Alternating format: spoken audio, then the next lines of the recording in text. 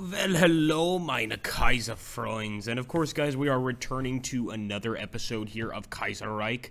So many things have occurred since we've been here. Now, obviously, a lot of people are concerned about the fact that we more than likely are going to be going to war with the communists very, very soon. And we don't have an army sufficient, really, to stop them or to stand in their way.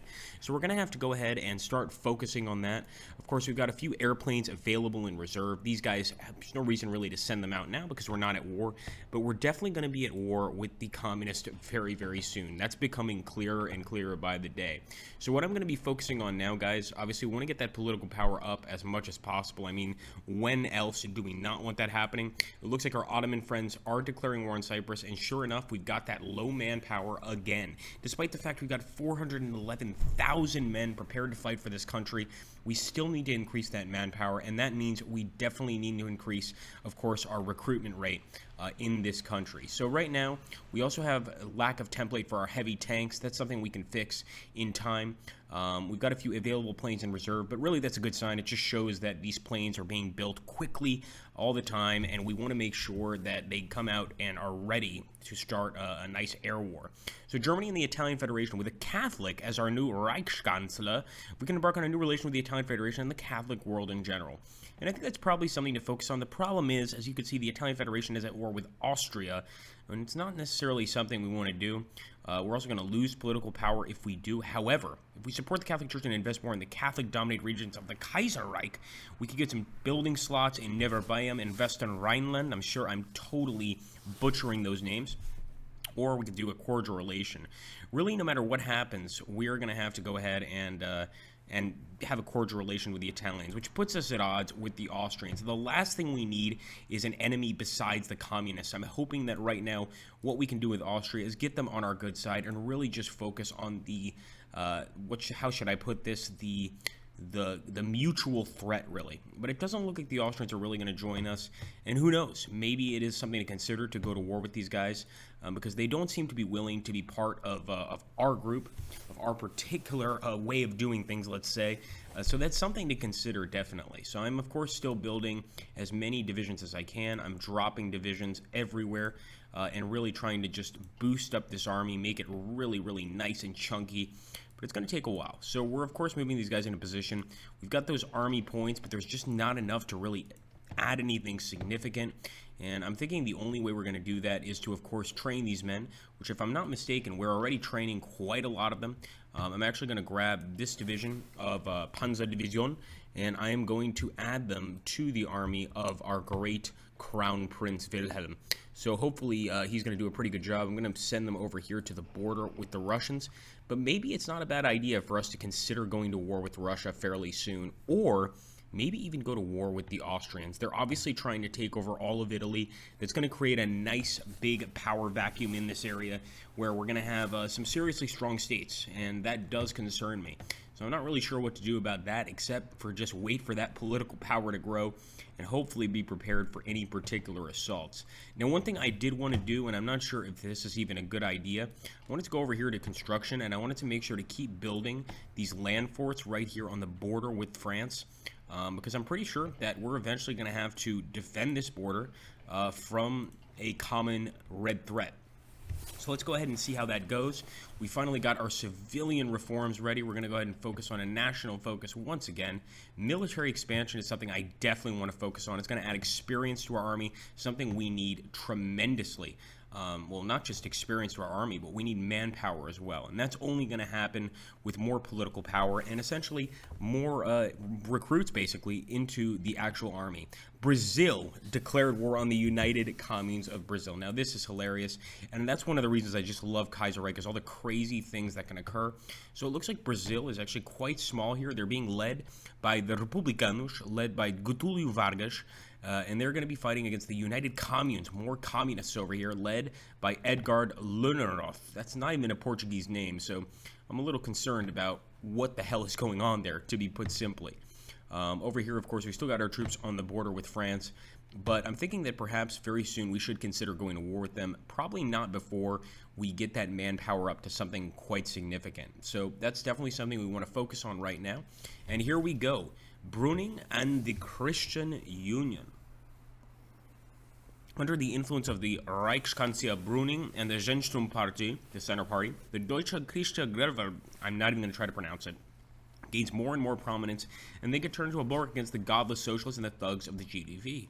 I think that's pretty great, and of course gaining political power is something we need to focus on, not necessarily factory output.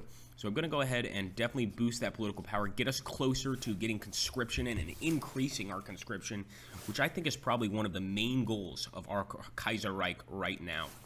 As you can see, that number is dwindling. It's still 397,000, but I'd really love to get it up to closer to 1 million. I mean, that would be perfect if we could do that. I don't expect that happening anytime soon, to be honest with you, but it's definitely something to work towards. Let's also grab these tanks, add them to the wonderful army of the Crown Prince Wilhelm, and put them right there on the border with the Russians. Pretty soon here, I'm going to stop the training exercises. I think we've done just about enough training, but one thing we haven't done enough of is focusing on flat guns, artillery, all this stuff, which if we go to war with Russia or France or any of these communists, even if we go to war with Austria, we're going to seriously need to focus on that. And right now it looks like the Italian Federation is in some serious trouble. I don't think they're going to be able to withstand a war against the Austrians, but just like Andreas Windham suggested earlier in this campaign, you know, we really need to look at ourselves right now. We need to focus on our own benefits. We don't need to focus on everybody else's benefits. That's something we can work on later. Essentially, if there's wars going on around us, we need to try and just remain as calm as possible because we're doing pretty well, all things considered, and we need to keep that going. So I'm thinking we're going to probably wait for that bonus, of course, in terms of political power, and that's when we're going to consider maybe changing a few things. But overall, we want to keep things pretty much the same. Our popularity is rising. Tell me more good news, please. I don't want to lose that political power, guys. So I'm going to go ahead and say we don't need this. In fact, if we take a look here, we could still see that the authoritarian Democrats, 73%. We don't need to raise that. It's not something we need to really focus on. What we do need to do, of course, is to keep increasing our military power. And we just managed to get military expansion dealt with. Now let's take a look over here if we could do something to increase, not our research bonuses, but more specifically, our ability to raise men in the army. So let's take a look here. And then again, going for that full recovery does look pretty great. I think we're going to go ahead and probably go for the military reform 3. Of course, we will be changing that as time progresses, but getting that up and totally recovering from the economy is going to be a huge boost. So right now we've got a few civilian factories that are being asked to be dropped, and I'm going to go ahead and drop them. Why the heck not? Also, getting infrastructure up is probably not a bad idea, although it seems like our infrastructure is pretty decent. So I'm actually going to take a look here. I'm going to get the civilian factory, and I'm going to put it in areas where we don't have as many civilian factories as we should. Places like Ostmark, really the eastern parts of Germany, to be honest. So I'm actually going to put them in Hinterpommern, and I might put another one in Ostmark. We probably don't need to put one in Ostmark, to be honest, but I'm going to do it anyway. That is good. That's good. That's good. I'm not even sure if that's good. Is it sehr good or sehr good? I'm not sure. So once again, our popularity is rising. Excellent. Or no, sorry, we don't need this because we really don't. We want to make sure to get that that manpower up, and that's really my only focus at this point. That manpower is dwindling quickly, but we're going to keep building, obviously, army divisions, etc. The Panzer Division, and we've got obviously our heavy tank brigade as well. But right now we're focusing mainly on that infantry division. We added artillery to it. Maybe we should go ahead and add a recon company. I think that's probably not a bad idea. And maybe we're even going to add here, the Ottoman Empire defeated Kurdistan. My Kurdish friends are going to be very upset with that. Maybe even adding some garrisons here. It's going to add some defense, some breakthrough power. I think that's probably not a bad idea. 15. Let's maybe see if we can add one more. Maybe some militia units, or maybe just some anti-tank units in case we face tanks. It doesn't look like it's going to be too effective. I prefer to get some artillery, and we will save.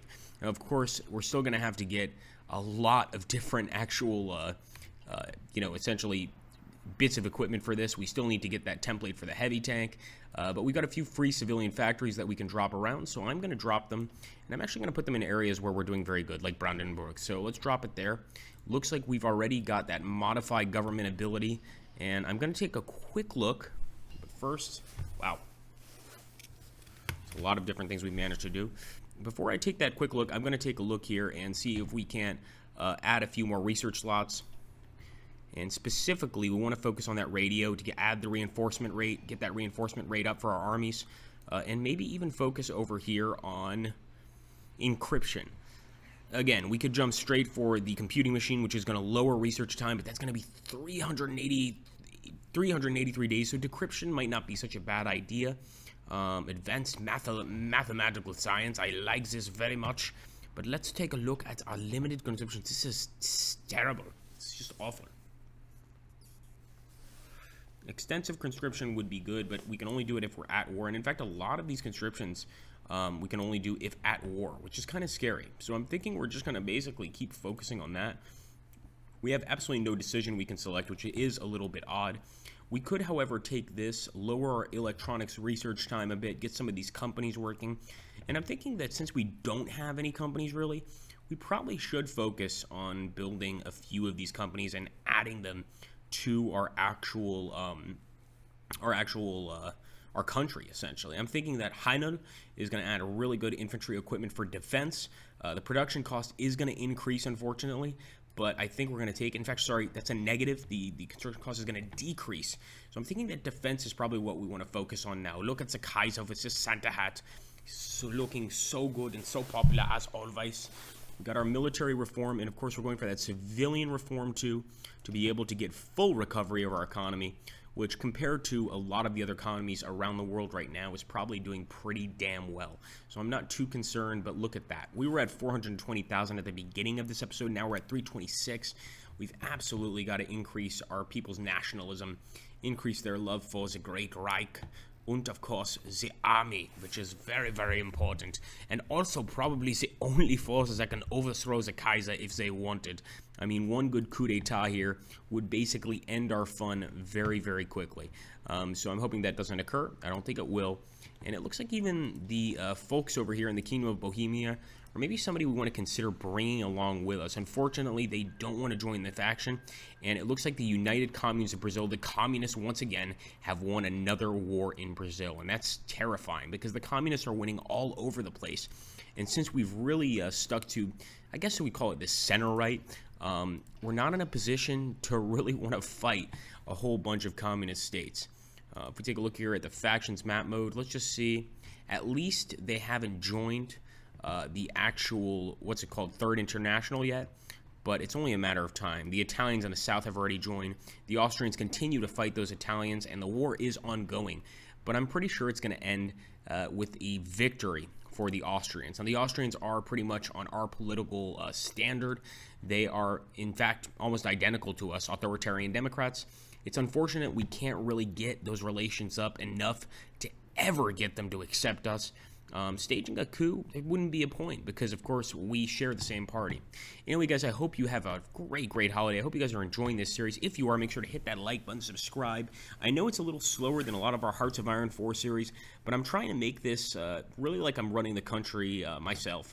I'm not trying to rush into war, and especially with Andreas Windham's suggestions and many of your guys' suggestions just on how this particular battle or this particular conflict happens.